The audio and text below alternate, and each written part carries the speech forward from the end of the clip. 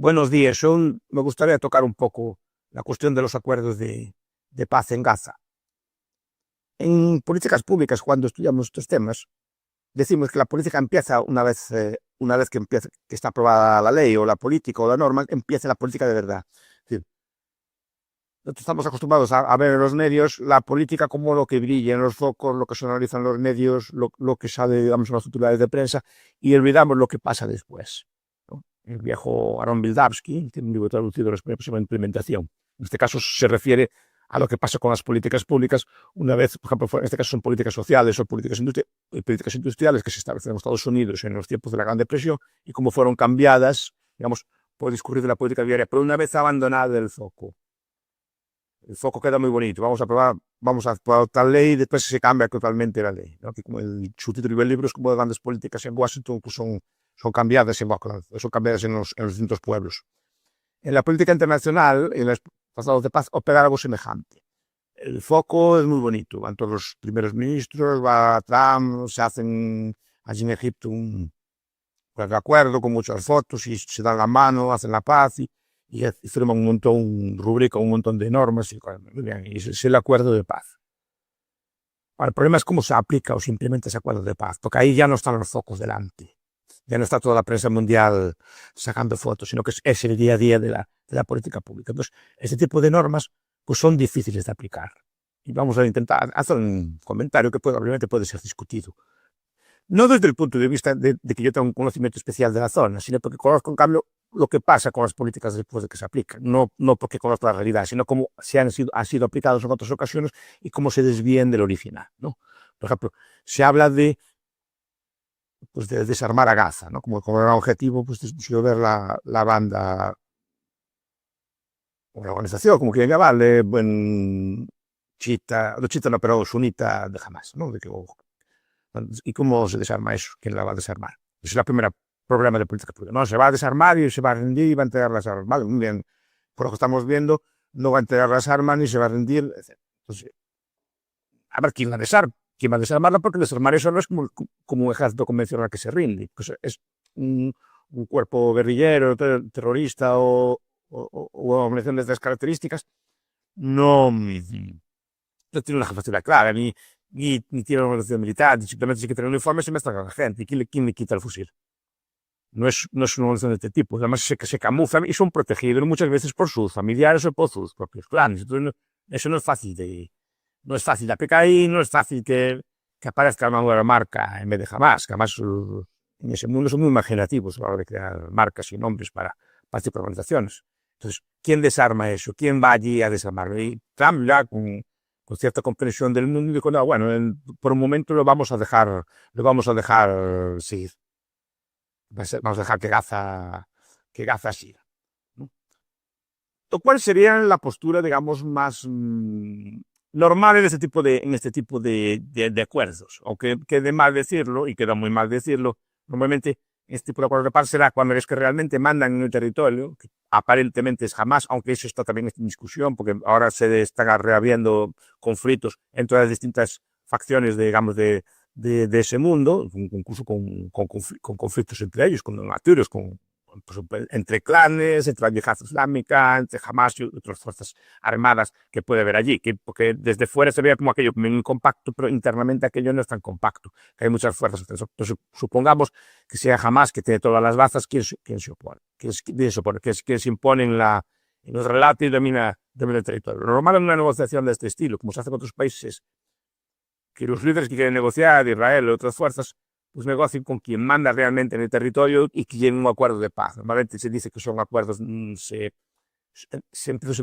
lo vemos cuando empiezan a llamarle pues, islamistas moderados o las facciones más moderadas de Hamas. Ese proceso ya lo vi yo cuando se negoció con los talibanes. No se negocia con los talibanes, se negocia con los talibanes más moderados, más sensatos, ¿no? O como se acabó de ver en el pasado en Siria, que era un señor que era un terrorista buscado con recompensas, ahora es un líder moderado de los sirios, que lo recibe más prestaciones de España, lo recibe Macron, el otro día lo recibió Putin, o sea, como que es un líder reconocido, ahora es un moderado, va a traer el orden y la paz, etc. Pues, como gano ahora, pero claro, lo normal es negociar con ellos porque son los que controlan el territorio y si quieres llegar a un tipo de acuerdo de paz de verdad tienes que negociar con entonces, supongamos que se imponga jamás, ¿no? Pues ahora el problema es desarmado, que no es porque no se va a desarmar. Pero entonces sería llegar a un tipo de acuerdo con ellos. Además, aprovechando una cosa, jamás ya no es lo que era. En el sentido de que, aun teniendo hombres armados, y cuidado, con una capacidad de reclutar nuevos militantes muy grandes, y seguramente, claro, al ser tan grande la destrucción, pues los hijos de los fallecidos, o que tienes un hermano, un padre mucha gente se va a apuntar a ese tipo de cosas, porque es normal, que no ese tipo de cosas también generan resentimiento. Y en pueblos que están acostumbrados a una cultura como de familiar mucho más estrecha que la nuestra, con unas lealtades familiares o de clan mucho más grandes, pues normal que si te matan a tu tío, a tu padre, pues tú le debes a meterte en la fuerza nueva, en la fuerza que combate a quien mata a tu familia. Entonces es fácil reclutar gente nueva, porque pues, se vio que a pesar de todas las bajas que tuvieron, siguen manteniendo. Pues supongamos que dominan el territorio, pero aún así no es lo mismo que antes, porque le falta apoyo internacional. Los apoyos que tenía están seriamente debilitados. Por un lado, los apoyos directos. Irán seguramente le gustó bueno el acuerdo. Tiene toda la pinta, porque no quieres seguir metiendo en los tipos de líos.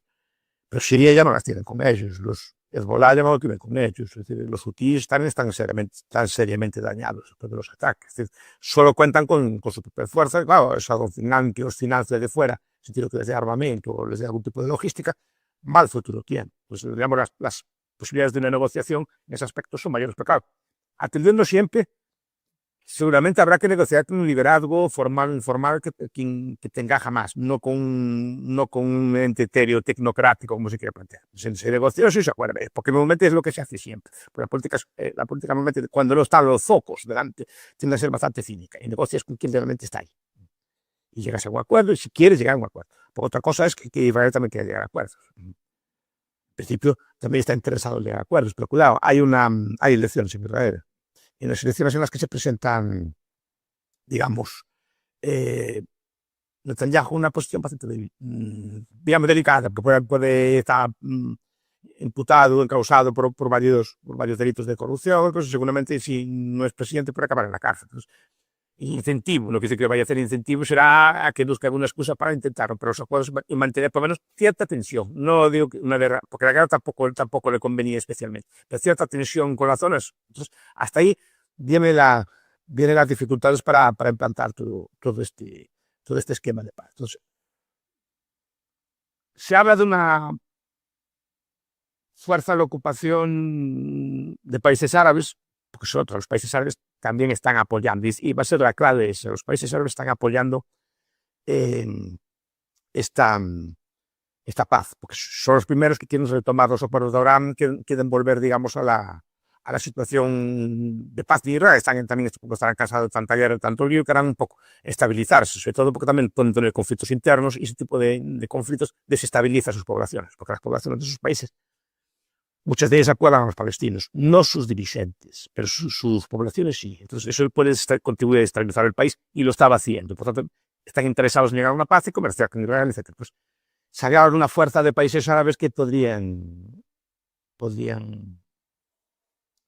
estabilizar la zona. Yo no creo en ese tipo de cosas, y menos en un gobierno tecnocrático, y menos aún si viene algún tipo de líder como Tony Blair, que creo que se está descartando. Un gobierno tecnocrático sobre qué manda, sobre qué se impone. Repito que, salvo que los desarmes, cosa todo difícil, los desarmes de verdad, esas personas están ahí, están por ahí camufladas en el medio de la población y seguramente plantean resistencia. ¿Cómo se va a imponer un gobierno tecnocrático sin el apoyo, digamos, de quien controla realmente el país? Al final será una especie de cáscara vacía, que cuando fuera la ocupación de Irak por los americanos, pues tendrás un gobierno tecnocrático allí que no le hace caso mal.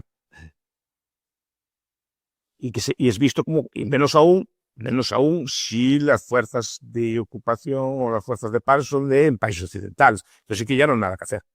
Primero porque no conocen el territorio, no conocen el idioma, no conocen las costumbres, no creo que encuentren muchas complicidades allí dentro y por tanto les va a ser mucho más difícil controlar ese territorio. Entonces, yo, al principio está ahí, todo pinta muy bonito, pues un gobierno tecnocrático, así no sé sobre qué base, ¿no? Pero un gobierno tecnocrático supuestamente traerá la paz y el desarrollo, incluso inmobiliario, tal, pues esta realidad de que que controla el territorio son otros y es como ellos con los que hay que pactar, repito, con una situación más favorable que antes y que podrá, digamos, llegar a algún acuerdo. Y esperemos que lleguen. Yo creo que durante un tiempo se verá una especie de paz tensa, estilo Guerra Fría, o una situación como con tensiones, con escaramuzas, pero yo creo que de momento no se va a volver a una guerra a gran escala como fue otra. Con una ocupación externa, la paz, se puede conseguir el cese de la guerra, y aún así, de forma matizada, porque puede haber ejercicios de resistencia por parte de algunos colectivos que no se sientan, digamos, amparados por el nuevo gobierno, porque a ese nuevo gobierno de ocupación o tecnocrático seguirán unas indicaciones que seguramente vienen marcadas desde fuera. Entonces seguramente se generará mucha resistencia interna, o puede haber resistencia interna a ese tipo de gobierno, porque la paz no se consigue solamente con la ocupación, la paz tiene que salir de dentro de la gente. Si la gente no está dispuesta a vivir de nueva forma, si sigue con el resentimiento de siempre, cualquier chispa puede hacerla estallar. Entonces, lo ideal no. Lo sensato sería buscar una paz por los que realmente están, no intentar forzar la paz desde arriba, porque este tipo de movimientos de paz desde arriba no acostumbran a funcionar. No te acostumbra a decirse, no, es que Estados Unidos invadió Alemania y consiguió traer la paz allí y tal. Y es cierto. Pero Alemania venía con 70 años de más o menos una tradición más o menos democrática, más o menos con división con ideas, con parlamento, etc. Y lo que fue interregno fue el nacionalsocialismo, que solo duró 13 años. Entonces, la tradición alemana en general venía de ahí.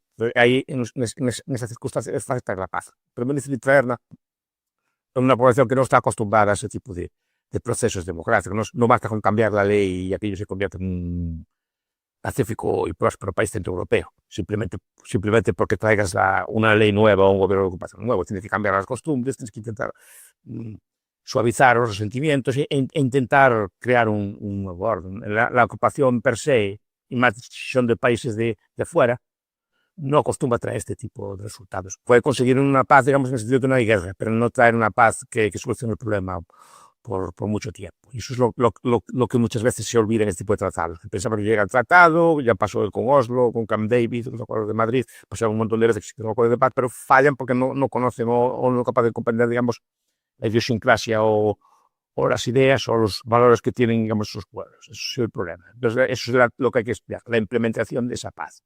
No solo el acuerdo en sí, que es de todas formas solo razonablemente optimista, por las razones que antes expuse.